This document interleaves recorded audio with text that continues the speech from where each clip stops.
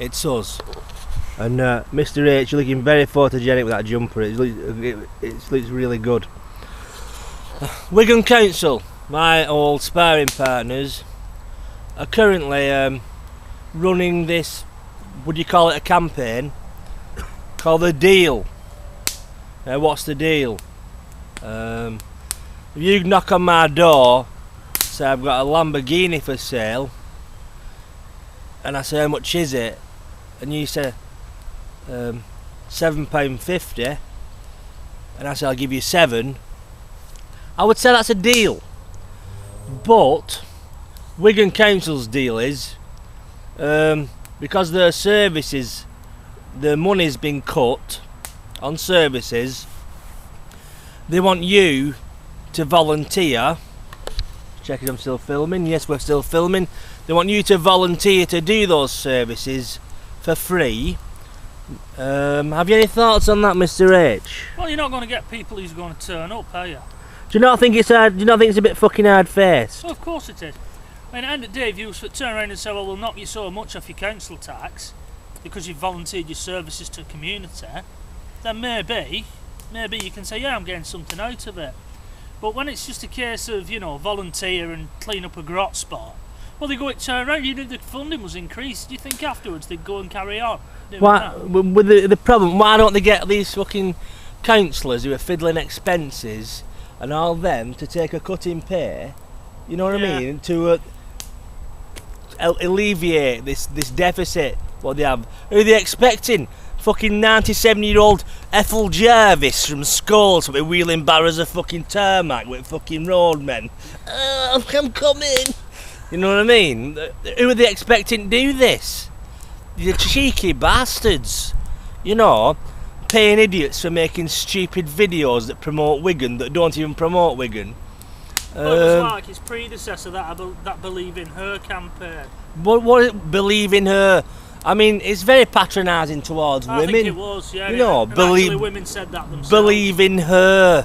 You know, who runs this fucking council? What kind of overpaid fucking idiots are in charge?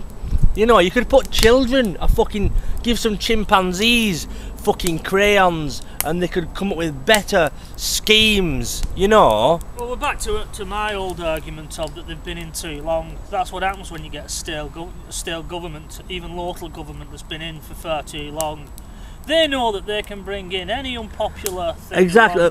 For example, Wigan was the trial area for universal credit. You know, this thing where you get your benefits in a lump and you have to pay your own rent and things like that. It was also the trial area for New Deal when Labour brought that in. You know, I mean, what's the motive behind that?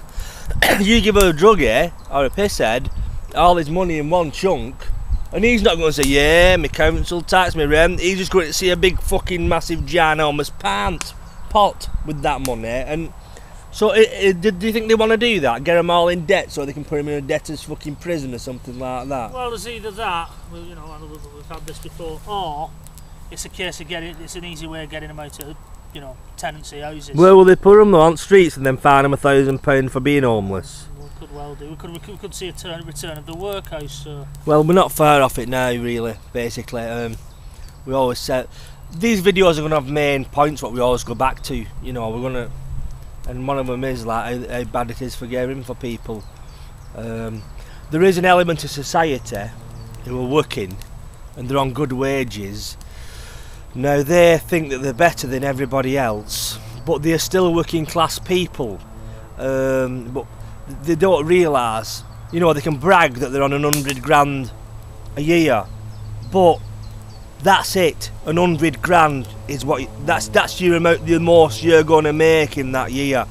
And out of that 100 grand, for example, you have to pay a lot of that in bills and living expenses. You know, these people deluding themselves that they're better. There's a line from a John Lennon song, isn't there? You think you're so clever and classless and free, but you're still fucking peasants, as far as I can see, you know. Yeah. I mean, you have people like that. I mean, Bill Gates, they reckon, if he sees a £50 note on the floor, it's not worth his time to bend over and fucking pick it up.